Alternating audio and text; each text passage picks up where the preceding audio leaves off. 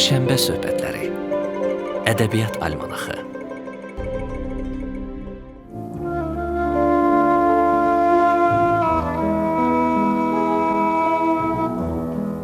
Xoş gördük sizi əziz dinləyicilər.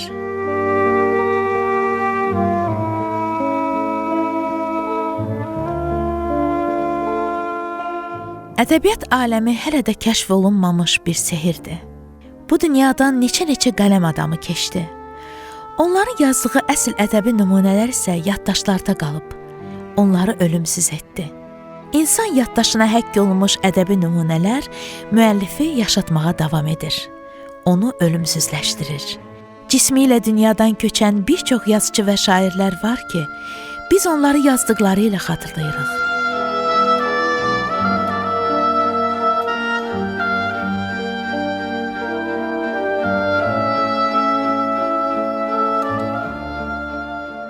Bəli, bu dünyadan nakam gedən və hələ yazmaq istədiklərini yaddaşında, zehnində özü ilə aparan, hələ də öz istedadını amansız ölümün pəncəsindən qurtula bilməyib, oxucusuna lazımınca çatdıra bilməyənlər.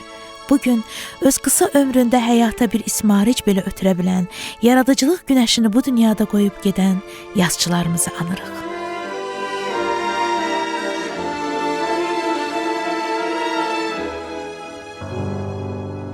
Ədəbi yaddaş.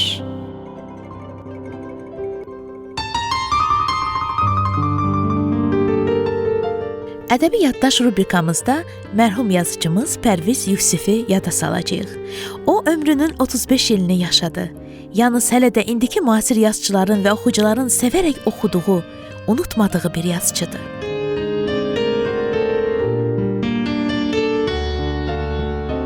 Pərviz Yusif 1976-cı ilin aprel ayının 28-də Zaqatalanın Muxaq kəndində anadan olub. İlk təhsilini də elə Muxaq kəndində alıb. Sonradan Azərbaycan Dövlət Mədəniyyət İncəsənət Universitetinə daxil olub. İxtisasca kinoşünas idi. Oxuduğu dövrlərdə kino sahəsində təhsil almasına baxmayaraq ədəbiyyata maraq göstərməyə başlayır.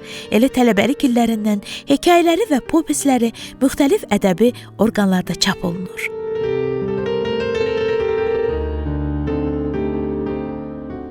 Universiteti bitirdikdən sonra Pərviz Yusif ədəbiyyat sahəsində fəaliyyətini davam etdirir. Əsərləri Ukrayna, Polyak, Rus və Gürcü dillərinə tərcümə olunur.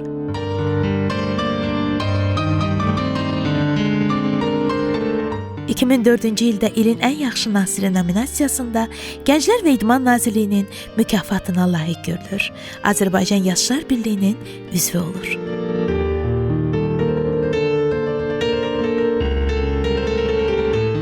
Eyni zamanda kanalların birində rejissor kimi fəaliyyət göstərir və ömrünün sonuna dək orada çalışır. Pərvizin xoş xasiyyəti, işgüzarlığı, hər kəsi anlamaq və qayğı göstərmək bacarığı, böyük ürəyi ona hamının sevgisini qazandırmışdı.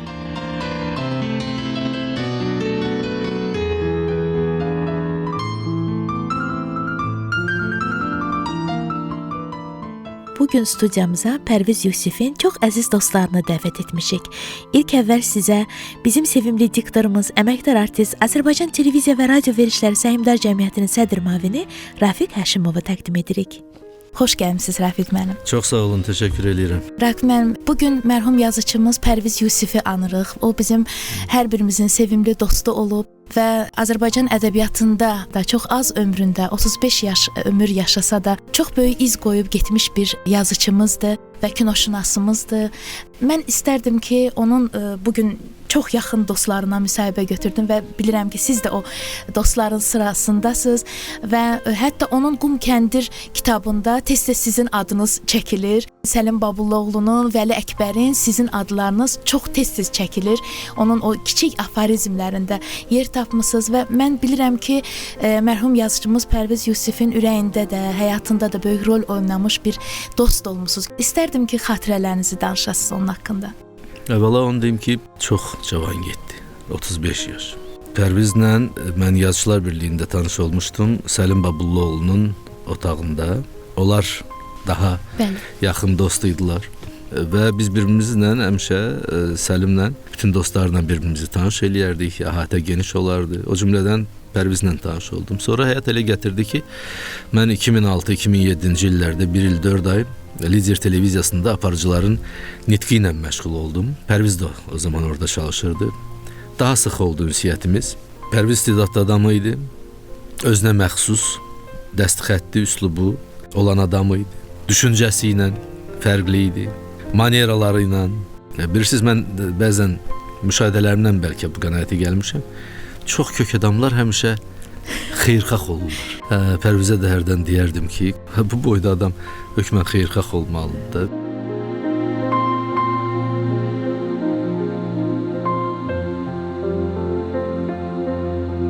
Onun yaxşı yazıları vardı. Sonra o yazılar çevrildi Qum Kəndir adında kitabçaya. O kitabça deyəndə nazik kitab. Hardasa bir 150-200 səhifəlik bir kitabdır. Amma çox maraqlı idi, oxunaqlı idi. Ona görə ki, əvvəla qısa yazırdı. Sanki bax bu dövrün, bu hövsələsiz dinləyicinin, tamaşaçının, oxucunun dövrü üçün yazılmış bir kitabdır, amma tutumlu idi. Və qısa yazmaq ümumiyyətlə istedadlı adamların şakəridir. Hər adama nəsib olmur. Televiziya dilini yaxşı bilirdi, kino dilini yaxşı bilirdi və onu özünə məxsus şəkildə, bayaq siz qeyd elədiyiniz kimi, bir kitaba çevirdi.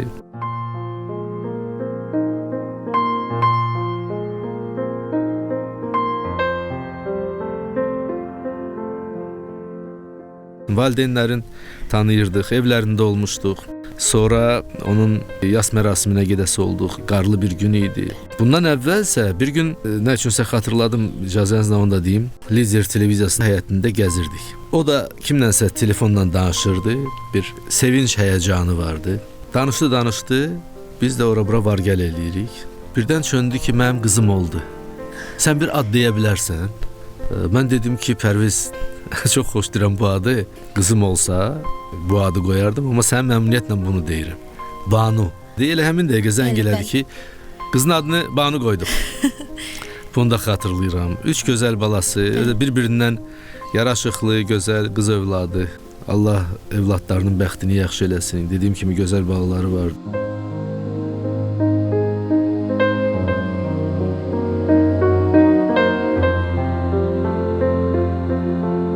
Pərvizi xeyirxahlıq yumağı adlandırardım. Allah rəhmət eləsin. Pərviz həm də kinoşünas idi ixtisasca, amma müsahibələrin birində deyir ki, mən ədəbiyyatı çox sevirəm. Çünki ədəbiyyat mənə özümü dərk etməyi öyrədir. Və mən bilirəm ki, siz də ədəbiyyat adamısınız, Azərbaycan Yazıçılar Birliyinin üzvüsünüz, esseləriniz, yazılarınız dərc olunur. Mənə maraqlıdır ki, o dövrdə ədəbiyyat söhbətləri edirdinizmi Pərvizlə? Ən müxtəlif mövzularda söhbətimiz olurdu. Bu olsun televiziya, bu olsun kino, bu olsun ədəbiyyat, yəni ən müxtəlif sahələrdə. Biz çay içəndə, hər hansı masa məclislərində oturanda adətən elə bu şeylərdən danışardıq və müzakirələr eləyərdik. Bu, yəni adi iş qaydası idi əslində bizim üçün və normal. O baxımdan ki, bir-birimizdən nəsə əxs eləyirdik, bir-birimizə nəyisə ötürürdük, istər-istəməz bir-birimizdən öyrənirdik. O mənə çox böyük hörmətlə yanaşırdı, necə deyərlər, və əlbəttə qarşılıqlı olaraq mən də ona o cür münasibət bəsləyirdim. Yəni insan xoş münasibətdə olduğu adamla necə ünsiyyət qurursa, bax bu cür olurdu. Sizə deyim ki, oxumağı çox sevərdi. Geniş oxu dairəsi vardı. Dediyim kimi özünə məxsus da yanaşması vardı. Ümumiyyətlə mən adamlarda o özünə məxsusluğu çox bəyənirəm. İndividuallığı, fərdiliyi, bəli, üslubu, bəli. Özünə məxsus gülüşü vardı. İndiyə qədər xatırlayıram. Çox xeyirxah adam idi. Ümumiyyətlə müsbət adam idi. Bəlkə də elə ona görə belə deyək, daha tez dünyasını dəyişdi. Çox sağ olun. Nəsir xanım, mən də sizə dərindən minnətdarlığımı bildirirəm ki, Pərviz Yusifi bu günləri xatırladınız, bizi apardınız o illərə və onun ruhu şad olsun. Siz də sağ olun ki, belə bir nəcib proqrama imza atırsınız. Çox sağ olun. Çox sağ olun. Ədəbi yaddaş. Sədaqətli dostlarından biri də bugün bizim studiyamızın qonağıdır. Yazıcı, jurnalist, publisist Vəli Əkbər, Azərbaycan Televiziya və Radio Verişləri Qapalı Səhmdar Cəmiyyətinin informasiya proqramları studiyasının direktoru. Vəli müəllim, xoş gəlmisiniz studiyamıza. Təşəkkür edirəm Ayşəl xanım. Bir can dostum haqqında danışmaq bugün mənim Pərviz Yusifin xatirəsinə əsas olmuş verilişə dəvət elədiyinizə görə təşəkkürümü bildirirəm. Pərviz haqqında danışmaq həmişə Pərvizin özü kimi təbii və sadə və çox sevimlidir. Çünki Pərviz mənim bu günə qədər həyatımdan gəlib keçmiş ən sədaqətli, ən səmimi dostlardan biri idi. Bizim onunla tanışlığımız təxminən 98-ci, 99-cu illərə təsadüf edir. O vaxtı mən Rezidans qəzetinin baş redaktoru idim. Pərviz də gənc yazarlar kimi tez-tez çoxlu yazarlar müraciət edirdi. Biz qəzetdə ədəbiyyat səhifələri dərc edirdik. Pərviz Yusif də həmən o vaxtı bugün artıq məşhur tanıdığınız Səlim Babulluoğlu kimi, Salam Sarvan kimi bir çox yazıçılarla, şairlərlə birlikdə qəzetimizə gəlib gedərdilər və Pərviz də o ilk dəfə onu görəndə çox belə pozitiv aurası var idi. Çox belə bir səmimi ortam yarandı və mən ilk sual bildim. Sənin adın nədir? Deyirəm ki, bəs Vəli Əkbər. Deyib, adın mənasını bilirsən? Deyirəm, mən bilirəm. Sən böyük dostsan. Sən böyük dostsan və sənin adın tərcüməsi odur. Sən böyük dostsan. Və sonralar da həyatımızda bu dostluğumuz davam etdikcə həmişə o mənə ancaq bu şəkildə müraciət edirdi. Böyük dost belə müraciət edirdi.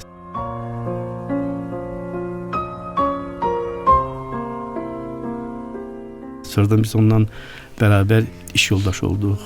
Lider telekanalında işlədik bir yerdə. Orada kinoman verilişini aparırdım. Mən də xəbərlərin direktoru idim orada. O zaman ciddi şəkildə yaradıcı ünsiyyətlərimiz də yarandı. Artıq dostluğumuz həm də tərəfdaş bir münasibətə çevrildi. Sonradan bizim redaksiya redaktor kimi keçdi və Pərvizlə biz uzun müddət çalışdıq. Çox gözəl aurası var idi. Onun yaradıcılığında da bu yansıyırdı və insan, mən ona adi deməzdim. Yəni çox sadə bir adam idi və sadəliyinin özündə də, yəni bu həyatını da bu cür yaşayırdı. Yaradıcılığı da o cür idi. Yəni adətən yaradıcı adamlarda bir müəyyən, bilirsiniz də, müəyyən kaprizlər olur. Həyatda bir cür olurlar, yaradıcılığında bir cür olurlar. Özləri dünya məsəl üçün çox deyək pozitiv mesajlar verirlər, bəzən xaraktercə uyğun gəlmirlər. Yazdıqlarıyla uyğun gəlmirlər şəxsiyyətləri. Pərvizin gözəl xüsusiyyətlərindən biri o idi ki, yaratdığı kimi idi. Özdə yaratdığı kimi idi. Yəni bütün varlığı ilə onu təmsil edirdi.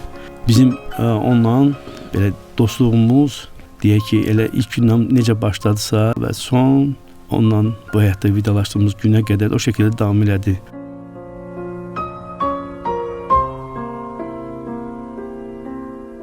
Xatırlayıram, biz onu xəstəxanada yatırdı. Getmişdim yanına. Deyirəm, neynirsən sən? Zarafat edirsən? Dedi, yox, bir balaca fasilə götürmüşəm. Birazdan qayıdacam, birazdan hər şey yaxşı olacaq. Təəssüf ki, pis xəbərini eşitdi və hər dəfə də onu xatırlayanda kövrəlmə bilmirəm. Çünki Pərviz özü olan adam idi.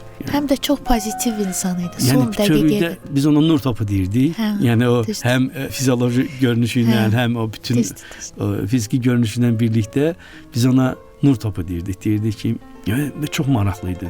Bax, işdə də elə idi. Onun ilk kitabı Qum Kəndir kitabı, elə tək kitabı idi. İkinci kitab Dünyasını dəyişəndən sonra çap olundu. Və o Qum Kəndirdə həmən o söz var. Yazıb, mənim yaxın dostum, əziz dostum Vəli Əkbər. Sonra tire qoyub, yazıb ki, ərəbcədən tərcümədə böyük dost. Mənə çox maraqlı gəldi və onun sizə yanaşması, ümumiyyətlə bütün dostlarına, bayaq Səlim müəllimin adını çəkdi, Rafiq Həşimovun, onun bütün dostlarına olan yanaşması həmişə unudulmaqdan qorxurdu. Həmişə yaddaşda qalmaq istəyirdi. Biz onunla çox söhbətlər edirdik və çox qəribədir ki, onun yazdığı Qum Kəndir, orada olan hər bir aforizm böyük bir romanın mövzusudur. Yəni onlar bəlkə də böyük bir romanlara çevrilə biləcək mövzulardır. Hər biri düşündürür və doğrudan da özündən sonra elə bir Allah tərəfindən ya özünün xislətindən o həmən o yazını qoyub çıxıb getdi ki, hər dəfə onu oxuyanda biz bir başqa bir əsərlər bizim gözümüzün önündə açılır. Və siz onun yaradıcılığı barədə danışa bilərsiniz. Ayşə xanım, yəni o yaradıcılığında da özü idi. Bütün havası ilə, bütün ruhu ilə, bütün keşməkeşi ilə, keçmişi ilə o özü idi.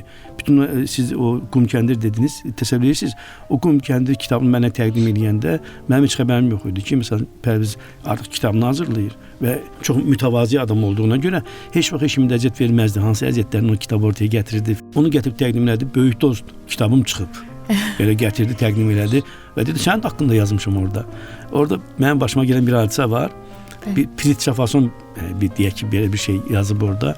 Bəli, orada onu da qeyd eləmişdi və çox maraqlı idi ki, o həmin kitabdakı digər bölümlərdə, digər deyək ki, pritçalarda, yazılarda, qeydlərində çox maraqlı həm də aforizmlər var idi. Bəli. Mən onun ilk dəfə şeylərini dərc eləyəndə, Rezonans qəzetində bir söhbət edəndə belə bir qəlbi bir narahatlığını hiss edirdim. Bu axırı da başa düşdün. Bu başa düşdündən nə demək istəyirəm burada? Deyirəm, əlbəttə başa düşməzdim. Burada nə problem? Niyə sən izahatını verəsən hər şeyin? Yazandan sonra izahatını verməli deyilsən. Qoy oxucu səni oxusun, arxasına özü fikirləşsin. Və deyirdim ki, qardaş, bilirsən bu nədir? Deyirəm ki, nədir? Deyir ki, bu ağ şeirlərdir qardaş. Bu ağ şeirlərdir. Deyirəm, bəli sən bunu deməsən də, sənin ruhun biz onu yansıdır. Çağırış idi. O balaca aforizmlərin özü, o pritçaların özü çağırış idi. Tanrını sevin. Məndən əvvəl, səndən əvvəl, çevrəndən əvvəl öncə Tanrını sevin. Şükür eləyin ətrafımızda yaratdıqlarımıza. Qəlbi bir çağırış var idi. Yəni deyək ki, bu çağırış müxtəlif səmavi kitablarda, müxtəlif deyək ki, hədislərdə, yaxud da ki, təsvirlərdə bu çağırışlar var.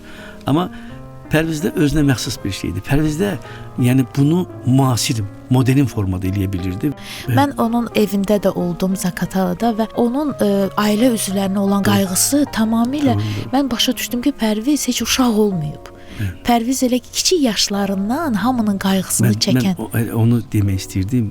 Mən daha bu şəkildə onu formülə eləyərdim ki, Pərviz həm də sülh adamı idi. Əmin edirəm ki, və onu tanıyan digər dostlar da Pərviz Yusif deyən kimi üzlərdə təbəssüm, təbəssüm qonur. İnsan bizi çoxdan tərk edib gedibdi. Energetikası yaşayır. Bizlə bərabər yürüyür. Bəli. Demək görün nə qədər Allahın sevimli bəndəsi idi ki, hələ də enerjisi bizlə bərabərdir. Onun bu qum kəndiri bəlkə deyim sizə ki 50 versiyada çap eləmək olar.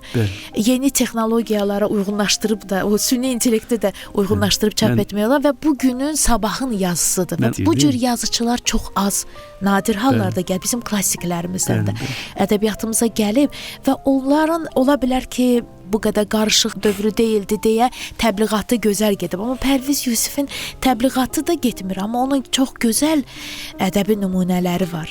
Və bunu ikinci dəfə, üçüncü dəfə nəşr etməklə elə bir ki, biz onu daha da çox yaşatmalıyıq.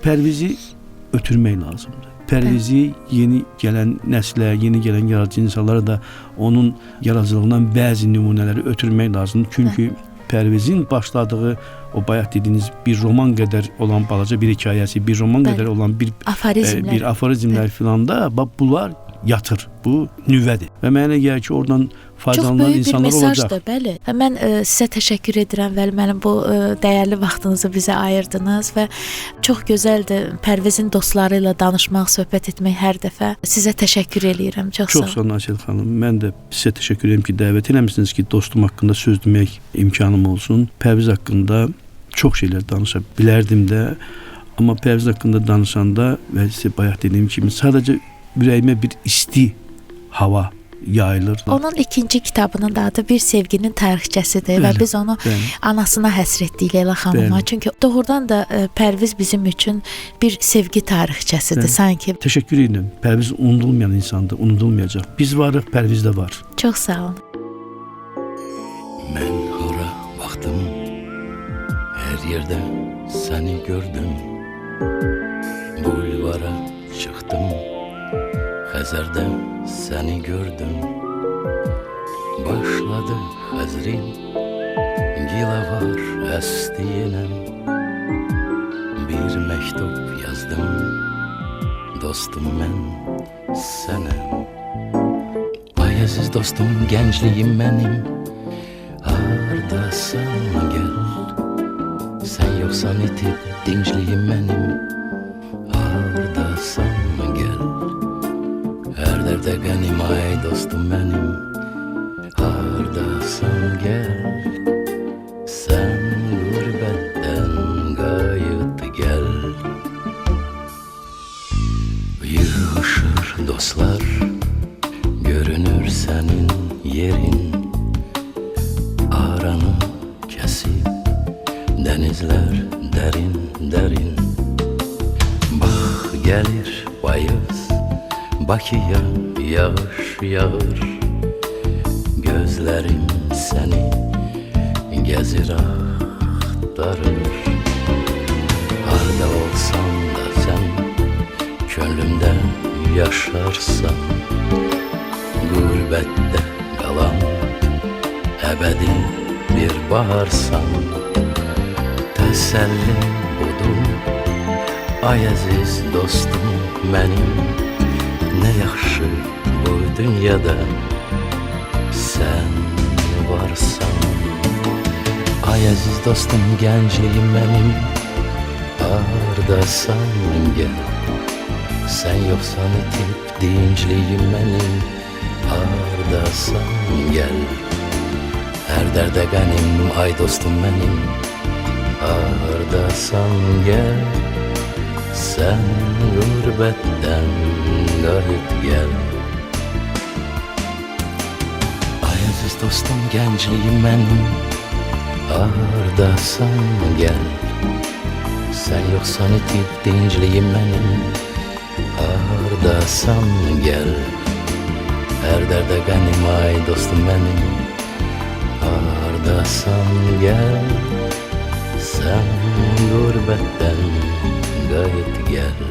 Bir şənbə söhbətlərinin də belə sonuna gəldik. Bugün mərhum yazıcımız Pərviz Yusifi yada saldıq. Birgə onun yaradıcılıq və dostluq aləminin qonağı olduq. Sehrinə düşdük. Verilişi sizin üçün mən, Aysel Fikrət, rejissor Anar Məmmədov və səs operatoru Reyhanə Mirzəyeva hazırladı. Ədəbiyyatla qalın, əziz dinləyicilərim. Gördüyün Bakı dəyişib sənsiz olub. Çağlayan Xəzər bir sakit dəniz olub. İçəri şəhər Targov yetim qalıb. Məhlədəki tut ağacı saralıb, solub. Ay əziz dostum, gəncliyim mənim, hardasan gəl.